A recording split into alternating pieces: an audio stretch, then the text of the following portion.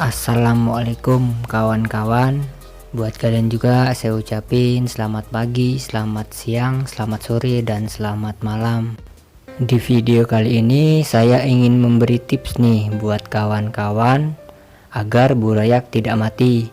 Nah, jadi nanti burayaknya banyaknya selamat gitu loh. Kan ada sih orang biasanya itu habis ngebrit ikan cupang, begitu menetas, berapa hari kemudian anaknya itu banyak yang mati atau menghilang gitu, tiba-tiba hilang gitu aja. Gak taunya berapa hari kemudian burayak itu tinggal dikit. Entah menghilang itu karena airnya, atau karena dimakan jantannya, atau memang burayaknya itu memang lemah kawan-kawan. Jadi dari telur betinanya itu telur yang kurang bagus. Nah, jadi burayaknya itu lemah gitu loh, jadi mudah mati. Dan untuk tips yang pertama, semisalnya nih kalian itu habis memijah ikan cupang nih ya, terus burayaknya banyak yang mati.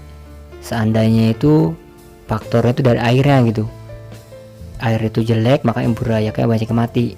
Nah, itu semisalnya kalian nanti mau memijah ikan cupang lagi, itu perhatiin betul air itu benar-benar bersih, yang udah diendapkan benar-benar bersih gitu. Ketinggian airnya juga jangan terlalu tinggi, itu sekitar 5 cm sampai 10 cm aja ketinggian airnya, jangan terlalu dalam-dalam. Karena kalau terlalu tinggi, kalau terlalu dalam itu kasihan indukan jantannya nanti pas momong anaknya sama mengutin telurnya. Kalau terlalu tinggi kan dia kasihan gitu loh. Gimana ya? Butuhin tenaga banyak gitu kalau air itu terlalu dalam gitu. Jadi dia ke bawah ke atas, ke bawah ke atas, itu terlalu tinggi gitu. Nah, jadi saran saya ketinggian air itu jangan terlalu tinggi amat gitu, sekitar 5 cm atau 10 cm gitu.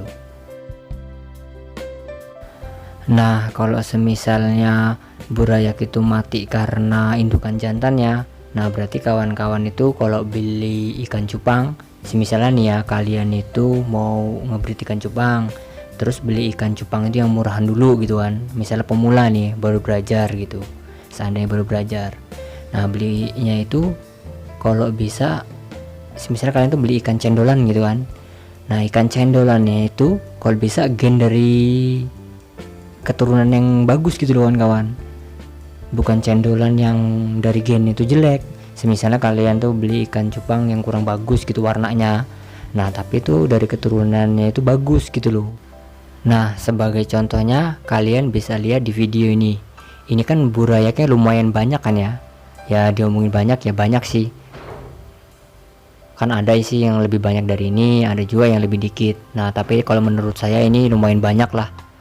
Ini perkiraan saya sekitar 400 sampai 500 ekoran ini yang selamat ini. Ini kalau udah segede-gede gini, kalau dia itu udah makan kutu air, nah itu dia pasti selamat kawan-kawan. Yang penting kita jangan blunder aja gitu. Yang ganti air itu ya nanti gitu di umur sebulan. Kalau di umur segini jangan diganti airnya, tinggal tambahin aja. Nah, yang saya maksud tadi, kenapa ini anaknya bisa sebanyak ini gitu loh, burayaknya bisa banyak ini, banyak yang selamat gitu. Nah, itu tergantung dari indukan jantannya ini kawan-kawan. Kunci utamanya di indukan jantan ini, pinter momong atau enggak gitu loh. Nah, untuk cara indukan jantan ini momong anak, kan kemarin tuh ada sih yang nanya kan mak saya, "Bang, kenapa ya burayak saya baru menetas 2 hari, sehari gitu, itu dimakan indukan jantannya?" Nah, itu sebenarnya itu bukan dimakan kawan-kawan, itu dimomong atau digendong gitu loh. Nah, untuk contohnya seperti ini nih. Nah, kalau misalnya kalian tuh ngeliat indukan jantannya itu makanin anaknya kayak gini, nah ini bukan dimakan kawan-kawan. Ya iya sih dimasukin ke mulutnya, tapi dia bukan dimakan terus ditelan ke perut, bukan. Ini namanya digendong kawan-kawan, dimomong. Memang dia cara gendongnya itu masukin mulut. Ya kalau manusia kan dipakai tangan, berhubung ikan cupang ini nggak punya tangan, jadi cara dia untuk gendong anak, nah itu dimasukin ke mulut. Sama aja kayak ikan gabus itu. Ikan gabus kan kalau misalnya punya anak, kalau mau malam gitu itu dimasukin ke mulutnya dulu, malahan paginya baru disemburin lagi gitu. Begitupun ikan cupang, ikan cupang cara gendong anaknya kayak gitu dimasukin ke mulutnya. Nah tapi nanti selesai dimasukin ke mulutnya, nanti dikeluarin lagi. Nah dikeluarinnya lagi tuh di busa indukan jantan itu di busa-busa itu. Nah yang dimaksud busa itu bagi indukan jantannya itu rumahnya kawan-kawan. Nah jadi maksudnya indukan jantan ini burayaknya itu dimasukin ke mulutnya, terus suruh pulang ke rumahnya. Nah rumahnya itu ya busa-busa itu. Nah jadi buat kawan-kawan, kalau semisalnya kalian itu ngelihat indukan jantannya itu masukin anaknya ke mulutnya, nah semisalnya ginian, burayak itu baru menetas 2 hari atau 3 hari gitulah, atau sehari Nah terus kalian tuh ngelihat indukan jantannya itu langsung makanin anaknya, itu sebenarnya bukan makan tapi digendong. Kenapa dia masukin anaknya ke mulutnya? Itu karena kalian lihat ya, sebagai contoh kayak tadi saya rekam, saya lihat, terus indukan jantan itu datang, terus anak itu langsung dimasukin ke mulutnya loh. Itu maksudnya itu ngelindungin anaknya kawan-kawan, karena takut ganggu anaknya itu, karena anaknya itu belum pintar berenang loh, karena masih bayi, makanya mau dilindungin sama indukan jantannya itu. Nah cara ngelindunginnya, cara gendongnya dimasukin ke mulut.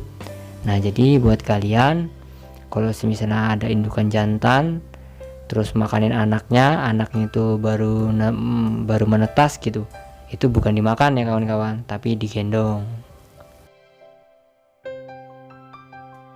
Nah jadi dari inti di video ini, semisalnya kalian itu pengen memijah ikan cupang, yang pertama itu air itu kawan-kawan, airnya diperhatiin banget, diperhatiin betul kalau bener-bener bersih airnya, air itu bener-bener bersih Nah jangan terlalu tingginya itu sekitar 5 cm atau 10 cm, itu biar indukan jantan nanti biar nggak terlalu capek pas momong anaknya sama pas momong telurnya Nah sama indukan jantan ini yang bener-bener bagus kawan-kawan, bener-bener bagus, pinter momong dari intinya dari genetik yang bagus loh. Nah misalnya kalau kalian tuh memijah ikan cupang, indukan jantan ini pinter momong, nah nanti anaknya itu juga pinter momong karena bapaknya dulunya pinter momong. Nah nanti anak-anaknya juga banyak yang pinter momong Nah jadi buat kalian kalau pengen memijah ikan cupang, kalau bisa yang indukannya bagus kalian Tetapi kalau misalnya kalian itu baru pertama kali pengen ngebreed, biasanya sih kan kalau pemula baru pertama kali pengen ngebreed, dia pengen ikan cupang itu nggak terlalu mahal kan, ya nggak masalah, yang penting itu indukan itu yang dari genotipnya bagus. Nah genotip itu adalah yang nggak nampak loh kawan-kawan. Misalnya ikan cupang silo ikan cupang itu warnanya jelek, nah tetapi di dalamnya itu dia bawa gen kawan-kawan, bawa genotipnya itu. Nah begitu dipijah nanti anaknya itu ada yang ngikut mbahnya loh, karena dia bawa gennya tadi. Nah tetapi kalau untuk warna bagus, nah itu yang biasa disebut fenotip kawan-kawan. Nah jadi kalau misalnya kalian itu pengen beli ikan yang bener-bener super bagus, nah berarti yang genotipnya bagus, yang fenotipnya bagus.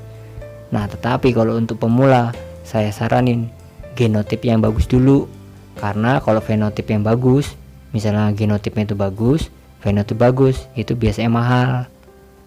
Nah buat kalian kalau bisa, kalau misalnya baru pertama kali pengen ngebreed, nah itu yang pilihnya genotip dulu aja. Warnanya nggak seberapa bagus nggak masalah, tetapi itu dari turunan yang bagus loh. Kalau indukannya itu dari keturunan yang bagus, ya nanti anak juga jadi bagus juga loh. Misalnya keturunan itu pinter momong, ya nanti anaknya juga pada pinter momong kawan-kawan. Nah begitulah kawan-kawan tips kali ini, tips agar burayak tidak mati. Oke kawan-kawan, sampai jumpa di video berikutnya. Buat kalian yang belum subscribe channel ini, tinggal tekan tombol subscribe di bawah ini ya, sama gambar loncengnya diaktifkan. Saya juga ingin mengucapin terima kasih yang udah subscribe channel ini, yang udah mampir sini juga saya ucapin terima kasih. Sekali lagi saya ucapin selamat pagi, selamat siang, selamat sore, selamat malam, dan wassalam.